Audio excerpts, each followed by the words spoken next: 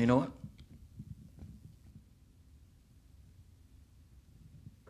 I'm not leaving. I'm not leaving. I'm not fucking leaving!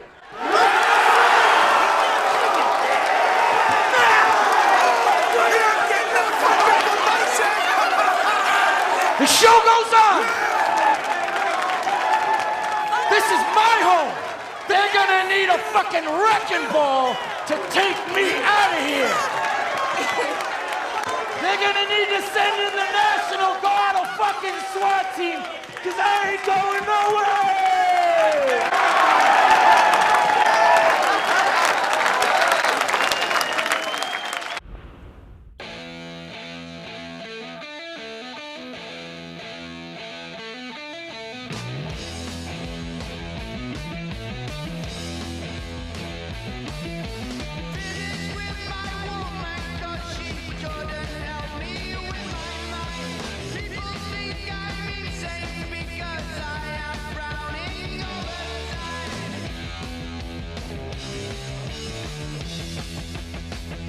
The Vietnam War was badass.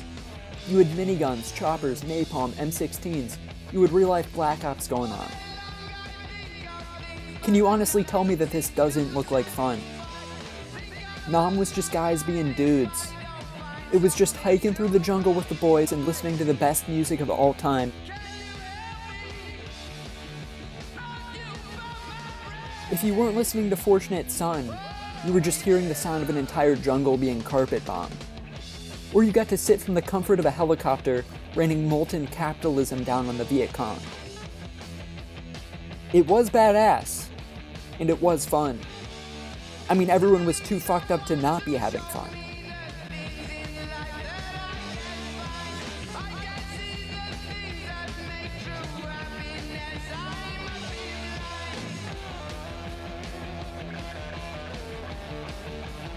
Vietnam was also the first time since the Civil Rights Movement that white Americans would fight alongside other Americans wearing blackface.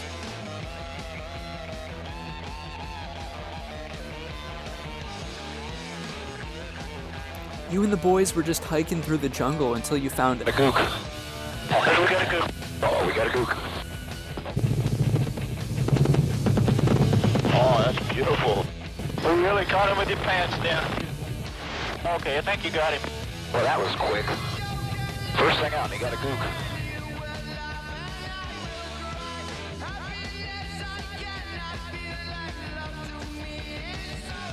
We were fighting against two main groups. The NVA was an organized military aided by the Chinese. The Viet Cong were just rice farmers brainwashed into defending their homeland against the round-eyed demons. It was a little tricky to tell who the enemy was, but US forces upheld their moral code and never attacked women or children. Nah, I'm just kidding. And not just the men. How can you shoot women, children? Easy! You just don't lead them so much! That's right, Vietnam was fun for the whole family. Some things just never change.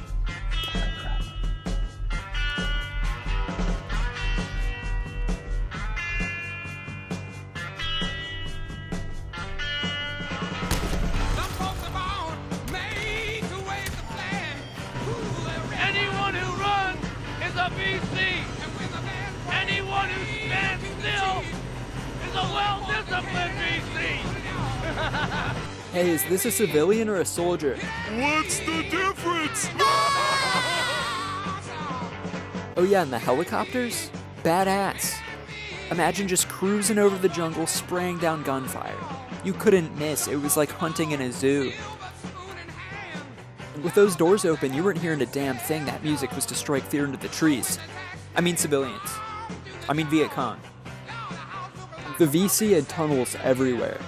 Vietnam looked like an ant farm on the inside. Someone was always trying to pull the sneaky on you. If you're not a fan of landmines and bamboo spike traps everywhere you step, then get up on my trap house. I've been selling cracks since like the 5th grade. Really never made no difference with the shit made. Jaja told me flip. These dudes got to be action heroes in the most badass conflict of all time. As long as you or none of your friends got killed, you were having a good ass time.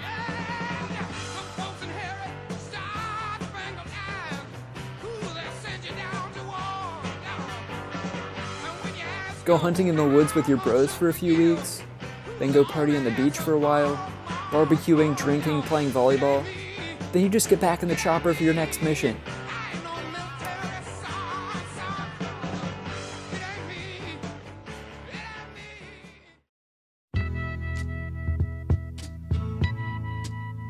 Finally, in 1975, Congress signed the Nike Act, stating, "Okay, Vietnam, you can be socialist or communist, whatever you want, I don't care.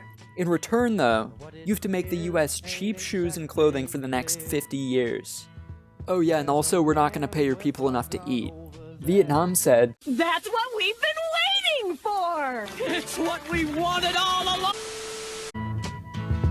Telling me I got to beware. "You got a deal, I think it's time we stop. suckers." What's that sound? Everybody look what's going down. You see, no one ever really wins in war. Unless you're Nike, or the military-industrial complex. Battle lines being drawn. Nobody's right if everybody's wrong. Young people We went into this war expecting it to go something like the Italian invasion of Ethiopia in 1935. That's right, Ethiopia. If you invade there looking for anything of value, they'll probably stop and look with you. Mussolini was basically account smurfing in real life to destroy some low levels. Unfortunately, in Nam, we met some increased resistance as our communist friends were arming these little rice farmers with AKs and RPGs. Still, the greatest threat we didn't expect was their determination. Imagine you're playing Call of Duty, right? The game mode is domination, you're capturing objectives, your KD ratio is great. You've score streaks going non-stop, chopper gunners, airstrikes. However, there's something off with the other team. Their KD ratio is garbage, but they just don't care. 58,000 deaths on your team versus as many as 1.5 million on the other. 70,000 North Vietnamese civilian deaths, and they just don't give up. Now imagine you reach the score limit, but the match just doesn't end. In fact, the match goes on for over 10 years. We were kicking their asses, destroying everything they had, if you want to count straw huts and rice fields. 7.5 million tons of explosives dropped on their heads. We probably could have dropped a nuke in that jungle, and guess what? The VC wouldn't have given a damn.